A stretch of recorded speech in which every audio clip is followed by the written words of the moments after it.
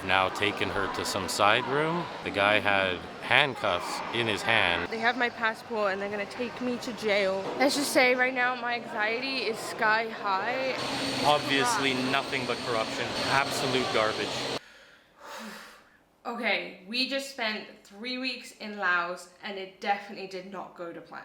Yeah, if you clicked on this video, you know we had a disastrous time on the Laos and China speed bullet train. And in this video, we are going to be explaining how and why that went so wrong, as well as some other reasons why our trip in Laos in general just didn't go according to plan. We aren't actually in Laos anymore, we did leave, so I think it's best if we just rewind to the beginning. So after spending 3 months in Thailand, we fell in love with biking around the country. It brought so much fun and flexibility in our travels. So we actually had the intention of going to Laos and spending 2 months and to bike around the whole country. Yeah, and so we knew that we were heading to Laos during the rainy season, so we definitely expected a bit of rain along the way. But from our research, a lot of people were saying that it's kind of on again, off again in just a couple hours of each day, and they were wrong. So we actually landed in Luang Prabang, and our plan was to actually buy the bikes there and spend a couple weeks touring around that area. We really wanted to showcase the Kang Sai waterfall, which is an epically beautiful waterfall.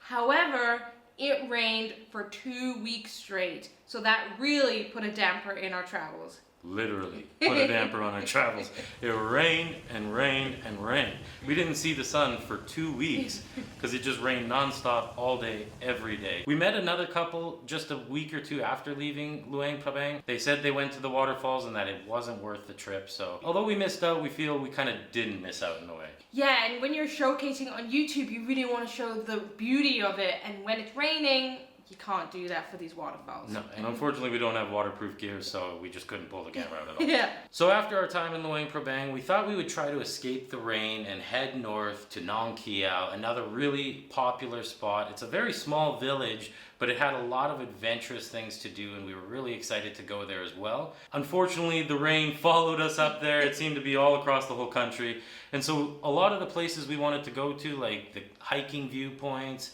the caves, they were all rained out and closed by local officials. So that too was just a place we couldn't do anything that we had planned.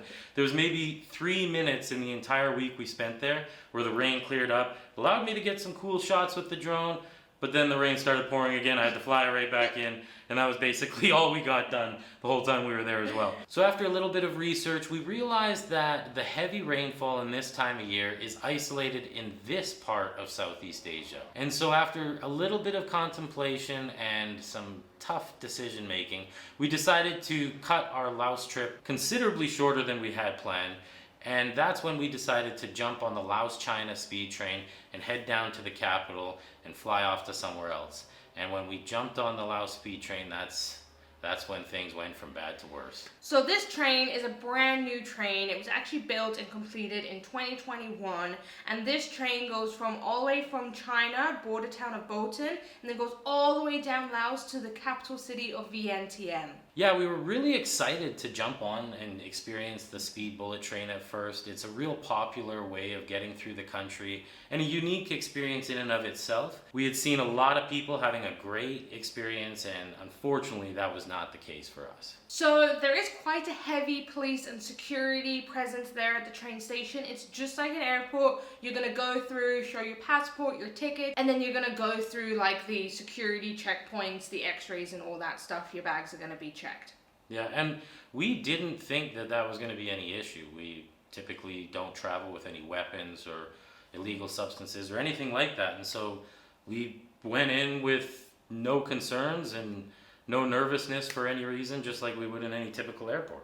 And then when we went through, they checked my bag and I actually had a nicotine vape. And if some of you may know, nicotine vapes are actually illegal in Laos, which I didn't even think of. Now, if you're coming from Malaysia, Indonesia, China, you can vape and it's not a big deal there.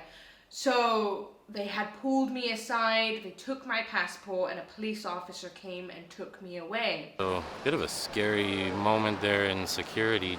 Jess's bag got taken to the side. They looked through it. We don't carry any weapons or drugs or anything with us. And yet they've now taken her to some side room. The guy had handcuffs in his hand and took both of our passports. So I have no idea what we're gonna be doing here. I don't know how this is gonna go. They ended up taking me into a back room. There was a good 5 police officers in this room, and they all said that I need to pay a fine or they're taking me to jail where they're gonna prosecute me for this vape. They have my passport and they're gonna take me to jail if I don't pay a 2 million kip fine, which is $100 USD. And I'm just like hating this experience right now. Fuck. This is like the worst thing. Now, it wasn't like, oh, we're gonna give you a ticket and we're gonna throw out the vape, you know, as you would in many other, in this kind of situation, they would just throw out the vape and say, oh, you can't bring this in here, you know, here's your ticket kind of thing. It wasn't like that. It was very pressured. They had the handcuffs out. There was no official tickets that they were giving me. It just said, you need to go in ATM and you need to get 2 million kip. But it's also frightening when they take your passport and then they have handcuffs on the table and they're saying, okay, let's go. You're not going to pay us. Because I initially said, oh, I'm not paying that. Like, no, this is ridiculous. Just take the vape. I don't want it. They said, no, you're coming with us. You're going to go down to the jail and you're going to get prosecuted. In my mind, it flashed like, these guys have my passport. This is my lifeline right now. Yeah. And we don't know what's going to happen. If they're lying and they just throw it out and say, oh, go. Or they could have actually taken me down to the jail. Like, it's a very dangerous situation because you don't know. Obviously, they're kind of corrupt, you know. It seemed like it was a money-making machine for them because they had a number of people. We weren't the only ones that got pulled aside.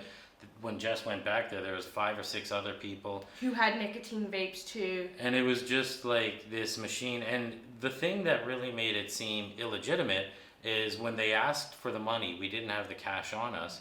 So she came back out of the room. I had to run to the ATM to grab the cash.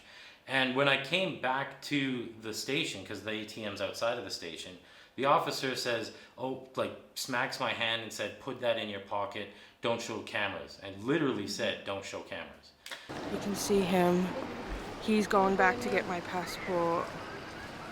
So to hide the money and make it all this secretive process behind closed doors away from the cameras, it just felt like we were being so taken advantage of, and it was just not a legitimate way of enforcing the law. Obviously nothing but corruption. Absolute garbage. It was such a scary moment, and you never know. You hear horror stories of if you fight these police officers, they're gonna put drugs on you, or... Yeah, we had heard some really horrible stories of the police in Laos, and we tend to try to learn from our own personal experience. Some people, you never know from what you're hearing on the internet whether or not it's true or fabricated, or maybe the truth is stretched a little bit. And some people are daft, and some people kind of ask for problems themselves, so you never really know how legitimate these are. And being that we did legitimately break the law in some fashion, it's not a legal substance there, I guess, nicotine vapes. So in some essence, we ourselves were wrong in doing what we did, and I'm sure you guys will let us know in the comments below. But at the same time, it just reinforced the idea that it was time to leave the country, because it got to the point where it went from a damper to not feeling safe with the people who were supposed to be there to serve and protect, which is a really unfortunate experience. We always love to see the positive and the beauty in every country we go to. Like, we never really like to bring out the worst in, showcase the worst in countries. We're here to show you the beauty of each country. And unfortunately, we didn't have that experience in Laos. However, we thought it was really important to share this message with you today, because there are a lot of countries that allow you to vape. So many people have vapes in their bag and they're gonna get through customs. But a lot of people are going through these train stations and they were pulling people back and taking their passports and making them pay that money. So we thought it was really important so you guys are aware that if you do vape... And it's just lesson learned too, to know the laws and respect them Yeah. even that much more. I mean, it's not that we have any disrespect, No. think we're above the law or anything No. like that. It's just, it didn't feel like it was that big of a deal. You saw people vaping in the streets. We had a vape right in front of police officers in Luang Prabang, and it just didn't seem like it was that strongly enforced. Like, And generally they just throw it out and they say, oh, you can't have this here. Like, you've gone through Yeah. immigration before and they're like, oh no, you can't have this here. We're chucking it in the bin. And we just didn't think about it, you know what I mean? It was just in the bag, didn't think, and yeah. unfortunately, lesson learned, some places are going to have law enforcement that takes the law into their own hands and uses it for their own personal gain, and so just need to be that much more careful and that much more respectful of the laws and not give them any reason to do that. But Yeah. that brings us to today. Like we said, we are no longer in Laos. We jumped on a plane in Vientiane and flew over here to Malaysia, which we are so excited for. We are currently in the beautiful city of Georgetown, Penang, on the island, home to some amazing street art and delicious street foods.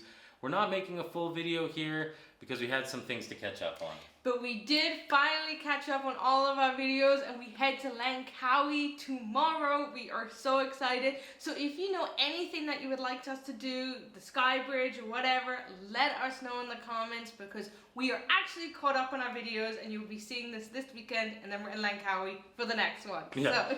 Langkawi, then down to Kuala Lumpur. So if you have any recommendations for either of those areas, please let us know in the comments below. But that's it for today. So make sure to click subscribe so you can follow all of our journey through Southeast Asia and beyond. Until next time. Bye. Bye.